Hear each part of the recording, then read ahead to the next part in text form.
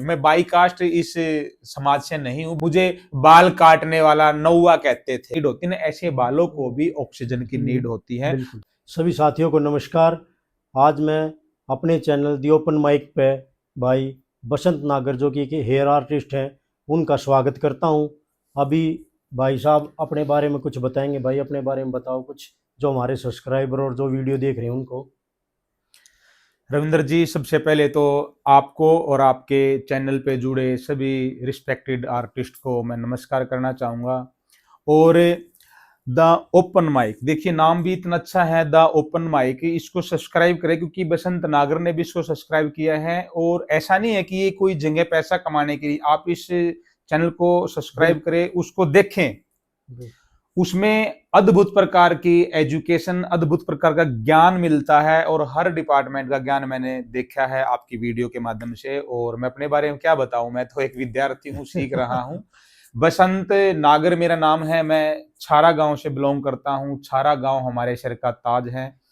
और पिछले 26 साल से मैं बालों की दुनिया में यानी कि हेयर की दुनिया में मैं काम कर रहा हूं।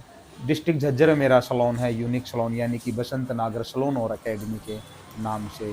भारत सरकार के पैनल में मैंने कोर्स किए हैं रविंदर जी। और एक छारा गांव से ही मैंने शुरुआत की अपने काम की। और आज 26 साल का जो ये मेरा कार्यकाल है, मैं अपने गुरुजनों, अपने माता पिता और अपने गांव छारा के लिए भी प्रणाम करना चाहूँगा। तो बसंत भाई, हम दोनों ही एक ऐतिहासिक गांव छारा के रहने वाले हैं जो कि झज्जर डिस्ट्रिक्ट में है और बहुत ही दिलेरों का गांव, पहलवानों का गांव, स्पोर्ट्समैनों का गांव है। तो बसंत भाई, आप हेयर आर्टिस्ट को एक परिभाषा में बताना हो कि हेयर आर्टिस्ट क्या है, तो उसको क्या बताओगे आप?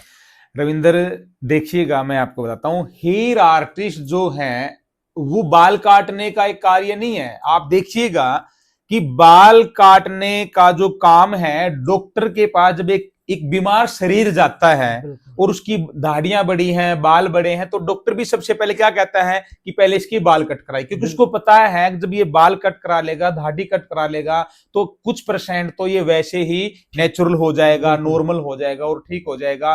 और भारतवर्ष के जितने भी आर्टिस्ट बाल काटने वाले आज इस भारतवर्ष में हैं, मैं सबको प्रणाम करता हूं कि वो एक कलाकार हैं, एक तस्वीर तैयार करते हैं। पहली बात तो भगवान किसी को कुरूप बनाए ना, पहली बात तो रविंदर जी, भगवान किसी को कुरूप बनाए ना।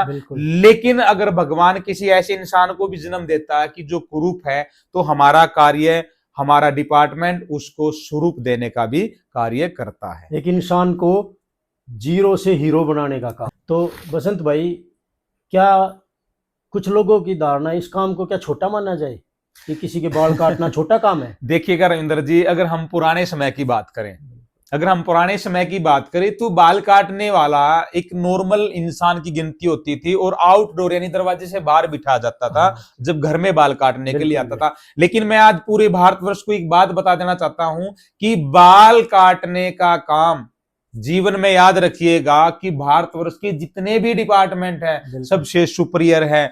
5 रुपए से बाल काटने वाले इंसान आज 5-5 हजार रुपए में नॉर्मल बाल काटते हैं। और जो आदमी कभी 500 रुपए में बाल काटते थे, वे इंसान लगभग 50,000 रुपए में भी हेयर कट करते हैं। तो भाई, जब आपने शुरुआत करी तो शुरुआत में क्या क्या प्रॉब्लम फेस करने को मिली आपको? रविंदर जी, आप भी कौन से तार छेड़ देते हो। देखिएगा, ये सच्चाई बात है। जब मैंने इस दुनिया में कदम रखा, यानी कि बाल काटने की दुनिया में कदम रखा, और मैं बाई कास्ट इस समाज से नहीं हूं, बट मैं फिर भी समाज का बिल्कुल मन से धन्यवाद करता हूं, क्योंकि जो मेरे गुरुजी हैं वो इस बाल काटने के समाज से हैं। जब मैंने बाल काटने शुरू किए तो मेरी जर्नी जो रही है स्कूल टाइम की रही है। मैं सुबह स्कूल जाता, स्कूल से आने के बाद मैं सैलून में आता, यानी कि बार्बर शॉप पे आते, दुकान पे आता रविंदर जी। उस टाइम पे जो मेरे शुभ चिंतक थे, या मेरे अड़ोसी पड़ोसी थे, या मेरे रिश्तेदार थे, या मेरे दोस्त थे, मुझे ढेरे काट बोलते थे। आप इस लैंग्वेज को समझ सकते हैं। मुझे बाल काटने वाला नौवा कहते थे। मैं आपको रियलिटी बताता हूं, अब जब ये बात फील होती ना, रात को कई बार नींद नहीं आती कि हमने ये चीज भी सहन की हुई है। ठीक है, मालिश करा के कुर्सी पे उठ के निकल जाते थे जैसे कि उन्होंने हमें खरीद रखा है। ठीक है, उसके साथ साथ जब हम बाल काटते थे तो बहुत सारे लोगों ने माँ बहन की गालियां तक भी निकाली हुई है, क्योंकि हमारा कोई कदर नहीं था, हमारी कोई वैल्यू नहीं थी। तो बसंत भाई, एक जो जेंट्स लेडीज, आप तो लेडीज का काम ज्यादा देखते हो, तो जेंट्स के और लेडीज के जो हेयर्स होते हैं उनमें क्या अंतर होता है? देखिएगा रविंदर भाई, जेंट्स और लेडीज की कोई बाल नहीं होते, क्योंकि ये हम जेंडर पे काम नहीं करते। हमारा काम क्या आता है कि लॉन्ग हेयर और शॉर्ट हेयर। ओहो। अब देखिएगा, आप भी जेंट्स हो और मैं भी मुकम्मल जेंट्स हूं आपके हाँ सामने। बिल्कुल अब आपके हेयर हैं और मेरे भी हेयर हैं, अगर आप कहोगे तो मैं ओपन भी करके दिखा, मेरे बिल्कुल 2.5 फुट के लंबे बाल हैं। बिल्कुल। अब मैटर ये नहीं करता कि जेंट्स हेयर या लेडीज हेयर, लॉन्ग हेयर और शॉर्ट हेयर। ओह, लॉन्ग हेयर पर काम करना अलग प्रक्रिया है और शॉर्ट हेयर पर काम करना अलग अलग पर। प्रक्रिया है। तो बसंत भाई, जो हेयर्स हैं अपने, उनका रख रखाव कैसे करें? रविंदर देखिएगा, आपने, मैं आपको एक चीज क्लियर कर लेता हूं। बहुत सारे इंसान क्या करते हैं कि सुन तो सब कुछ लेते हैं, और बिल्कुल हो सकता है उसके स्टोर रूम में या उसके वॉशरूम में भी वो सारी चीज कंप्लीट रखी हो, बिल्कुल बिल्कुल। लेकिन वो यूज करने के लिए कहीं ना कहीं मच कर जाते हैं। मैं आपको क्लियर कर लेता हूं, बहुत सारे इंसान, आजकल के बच्चे तो खासकर ऑयल से भागते हैं, बिल्कुल हाँ। जबकि ऑयल यानी कि सरसों का ऑयल या पैराशूट ऑयल बालों के लिए रामबाण है। सबसे पहले बालों में ऑयलिंग करें, बिल्कुल। ऑयलिंग के साथ शैम्पू करें। तो बसंत भाई, जो जैसे अपने गांव देहात में है, तो जो गांव देहात में हमारी माताएं बहनें हैं, वो बड़े सैलूनों में नहीं जा पाती, या वो फाइनेंशियली लगा लो, या फिर वहाँ पे बड़े सैलून अवेलेबल नहीं है गांव में। जी जी। शहरों में तो हैं।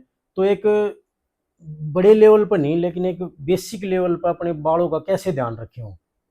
देखिएगा रविंदर, मैं आपको बता देता हूं, अगर गांव समाज में या फाइनेंशियल प्रॉब्लम है, हर किसी के साथ है, हमारे साथ भी हुई है। बिल्कुल अगर ये प्रॉब्लम है तो गांव में सरसों का तेल, पैराशूट ऑयल या और भी प्रकार के ऑयल हर घर में भी इजीली बिल्कुल मिल जाते मिल हैं। जाते हैं। और शैम्पू जरूरी नहीं है कि हाई मात्रा का शैम्पू ही हमने खरीदना है, नॉर्मल कोई नॉर्मल भी। शैम्पू, क्योंकि शैम्पू करने से क्या होता है, हम दिन भर में जो काम करते हैं, बिल्कुल डस्ट बालों में आ जाता है, पसीना जो आता बिल्कुल है, पसीना डस्ट मिल के आपस में बालों को चिपचिपा बिल्कुल कर देता है, बिल्कुल जिससे बालों में स्मेल भी हो जाती है और बिल्कुल बालों की ग्रोथ रुक जाती है। बालों बिल्कुल को, जैसे कि हमारे इंटरली हमें ऑक्सीजन की नीड होती है ना, ऐसे बालों को भी ऑक्सीजन की नीड होती है। बिल्कुल। तो बसंत भाई, जो लेडीज है उनके हेयर्स बड़े होते हैं, ज़्यादातर प्रॉब्लम्स उनमें ही रहती है। हमारे आदमियों के तो क्या है, जैसे छोटे हेयर्स रहते हैं, साबुन से भी धो लिए, शैम्पू से भी धो लिए, तब भी काम चल जाता है। लेकिन जो लेडीज हैं, उनके हेयर्स में क्या क्या प्रॉब्लम्स आती हैं, और उनसे उन वे कैसे बचें कि भाई उनको ये प्रॉब्लम ना फेस करनी पड़े? रविंद्र भाई, कई बार क्या होता है, देख मैं आपको बता देता हूँ, हमारे डिपार्टमेंट में, मैं पहले ही बता चुका हूँ, मैं अपने डिपार्टमेंट का मन से धन्यवाद करता हूँ और शीश झुका के धन्यवाद करता हूँ, बिल्कुल बट फिर भी कई बार देख, रोजी रोटी बिजनेस है। बिल्कुल हमारे पास एक महिला रूप यानी कि लॉन्ग हेयर का क्लाइंट आता है, बिल्कुल और हमारे हेयर ड्रेसर या हमारा डिपार्टमेंट कि मैडम आप बुटोक्स करा लो, आप बिल्कुल नैनोप्लास्टिया करा लो, आप केराटिन करा लो, स्ट्रेटनिंग करा बिल्कुल लो, आपके बाल ठीक हो जाएंगे। और हो सकता है उसको कोई इंडिविजुअल प्रॉब्लम बिल्कुल हो सकता है वो लंबे समय तक बीमार रही बिल्कुल हो सकता है उसके हार्मोन्स अनबैलेंस हो बिल्कुल सकता है उसका कोई और बचपन में भी कोई ऐसी प्रॉब्लम हो बिल्कुल इंडिविजुअल, जो जिससे बालों को तकलीफ आती हो, और बिल्कुल हम आउट प्रॉब्लम को ठीक करने में लगे रहेंगे। तो मैं चाहूंगा कि पहले हम उसको प्रॉपर तरीके से जानकारी ले कि इसको इंडिविजुअल प्रॉब्लम है या आउट प्रॉब्लम है। बिल्कुल अगर इंडिविजुअल प्रॉब्लम है तो आप एक अच्छे डॉक्टर से दिखाइएगा, बिल्कुल अगर आउट प्रॉब्लम है तो एक अच्छा हेयर ड्रेसर भी उस चीज को अच्छे से ट्रीट कर सकता है।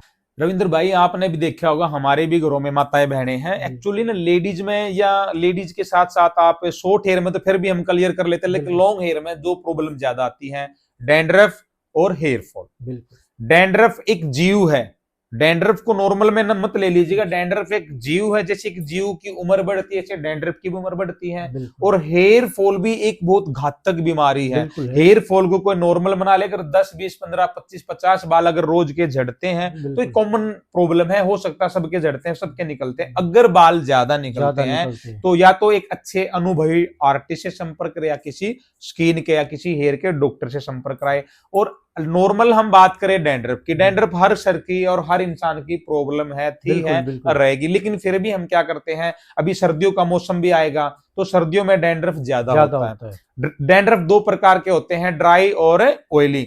डैंड्रफ को ठीक करने का मेन मंत्र है ऑयलिंग। बिल्कुल आप ऑयलिंग यूज करें, ऑयलिंग के साथ साथ आप या तो गर्म पानी से नहाएं, गर्म पानी का मतलब नॉर्मल पानी, नॉर्मल पानी। ठीक है, या फिर ठंडे पानी से नहाएं। अब ज्यादा सर्दियों में हम ठंडे पानी से तो नहीं नहा सकते, बिल्कुल तो हल्के गर्म पानी से नहाएं। आप डेली रूटीन में मसाज नहीं करा सकते, सलून विजिट नहीं कर सकते, नहाने की जगह पर अपना ऑयल रखें, बिल्कुल सरसों का ऑयल रखें, सरसों के ऑयल को उठा के अपने बालों पे लगाएं, 2-4 अपने हाथों से चंपिंग करें और हल्का शैम्पू लगा के नहा लो, रूटीन में करना पड़ेगा बट ये, तो आपके बालों में बहुत सारी ये तकलीफ दूर रहेंगी। तो भाई हिंदुस्तान में जगह जगह हेयर आर्टिस्ट के जो प्रोग्राम होते हैं उनमें आपको बुलाते हैं, तो वहाँ आपका क्या रोल रहता है वहाँ? रविंद्र भाई देखिए कि मैं आपको बताता हूँ, जब भारतवर्ष में सेमिनार होते हैं, ब्यूटी एक्सपो होते हैं और हमारे वर्कशॉप होती है, हम जाते हैं काम करने के लिए, तो बहुत सारी जगह चीफ गेस्ट के लिए भी बुलाया जाता है, बहुत सारी जगह VIP guest, guest of honour, यानी कि नाम भिन्न भिन्न हो सकते हैं, रिस्पेक्ट सेम वही होती है। और सेमिनार में जाने से हमें अलग अलग भांति भांति के लोग मिलते हैं, महिलाएं मिलते हैं, आर्टिस्ट मिलते हैं, उनकी तकलीफ सुनते हैं। और हर स्टेट में, हर राज्य में अलग अलग प्रकार के प्रोडक्ट होते हैं, उनका भी हमें अनुमान मिलता है, क्योंकि कुछ प्रोडक्ट स्टेट लेवल पर होते हैं, कुछ नेशनल लेवल पर होते हैं, हमें उनका भी अनुमान होता है।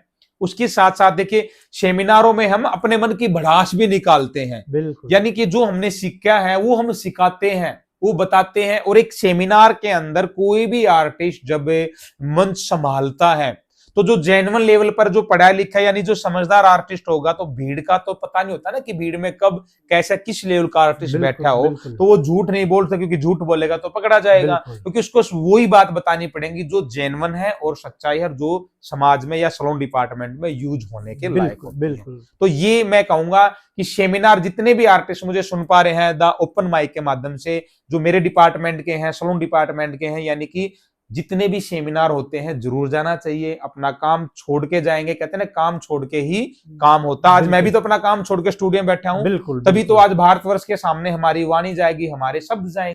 जैसे बसंत भाई आप गवर्नमेंट जॉब पे तो हो नहीं, आपका तो प्राइवेट काम अपना सैलून है, लेकिन कई बार हमने वीडियोज में देखे है आपको गवर्नमेंट ITI में, गवर्नमेंट कॉलेजेस में, वहाँ आप सेमिनार करते हो, सिखाते हो, तो उसका कैसे ये मतलब? रविंद्र भाई देखिए क्या होता है कि जब हम अंदर एक फीलिंग लेके आते हैं और उस समय को भी याद करते हैं, जब मुझे कैंची पकड़नी नहीं आती थी, कोम पकड़ना नहीं आता था, मेरे गुरुजी जब मुझे बाल काटना सिखाते थे, चेयर के पास खड़ा होना भी नहीं आता था, तो मेरे मन में एक भाव रहा कि एजुकेशन इज मस्ट, एजुकेशन बहुत जरूरी है किसी भी डिपार्टमेंट की हो। तो मेरे दिमाग में एक भाव आया, जैसे कि हमारा जो डिपार्टमेंट है वो इतना बिजी रहता है बाल काटने में, मेकअप करने में, अपना सैलून का काम करने में, तो जो स्कूल के बच्चे हैं, कॉलेज के बच्चे हैं, ITI के बच्चे, उनका मेन काम सिर्फ एजुकेशन है, पढ़ाई करना है। तो जो आजकल भारत सरकार ने भी, स्टेट गवर्नमेंट ने भी बच्चों के लिए ब्यूटी वेलनेस की सब्जेक्ट तैयार करे हैं, कॉलेज में ही पढ़ाते हैं और स्कूल में भी, ITI में भी। तो मैं गवर्नमेंट के प्लेटफॉर्म से और गवर्नमेंट के पैनल में ही मैं जाता हूं, मुझे मेल आती है, यानी निमंत्रण मुझे आता है, तब मैं गवर्नमेंट के बच्चों को पढ़ाने के जाता हूं। तो बसंत भाई जो बच्चे आजकल सोशल मीडिया को देखकर वैसे जो हेयर आर्टिस्ट बनना चाहते हैं, उनके लिए आप क्या कहना चाहोगे? रविंद्र जी देखिए मैं एक बात बताता हूँ, रियलिटी में अगर कोई भी बच्चा, बेटा बेटी बहन, कोई भी बच्चा अगर हमारे डिपार्टमेंट में आना चाहता है तो बिल्कुल दिल खोल के आए, ये डिपार्टमेंट बहुत अच्छा है। अपने गांव, अपने समाज, अपने इर्द गिर्द, अपने डिस्ट्रिक्ट में जाएं और सीखे, पहले लो लेवल पर सीखे और फिर धीरे धीरे धीरे धीरे हाई लेवल पर सीखे। पूरे भारतवर्ष में जितने भी आर्टिस्ट द ओपन माइक के माध्यम से मुझे सुन पा रहा है, इसको आप सब्सक्राइब कर लीजिएगा, फॉलो भी कर लीजिएगा। तो बसंत भाई जैसे स्टूडियो बनाया हमने, तो इसमें क्या किया कि ये स्टूडियो ऐसे नहीं है कि मैं यूज करूँगा इसको, जो भी भाई समाज का कोई भी अच्छा जो है, जो वो सोचता है कि भाई मेरे विचार लोगों के सामने आए, सोशल मीडिया का ज़माना है, तो कोई भी भाई हमें कमेंट करके, फ़ोन करके आ सकता है कभी भी। और दूसरा कोई भाई अपना बिजनेस करता है तो अपने ब्रांड का शूट करना चाहता है, यहाँ सारी फैसिलिटी है, आए अपने ब्रांड का शूट करे। कोई ये चाहता है कि भाई मेरी ज़िंदगी के संघर्ष के बारे में मैं लोगों को बताऊँ, अपना यहाँ आकर के बताए, बिल्कुल बिल्कुल, कोई दिक्कत नहीं है, उसका कोई चार्ज नहीं है, कुछ नहीं है, जितना भी सेटअप है पूरे लोगों के लिए फ्री है। कभी भी आओ, करो और लोगों को अच्छी शिक्षा दो और अच्छी बातें बताओ, ताकि हमारा यूथ और जो समाज है वो अपने स्तर से और ऊपर जाए। धन्यवाद।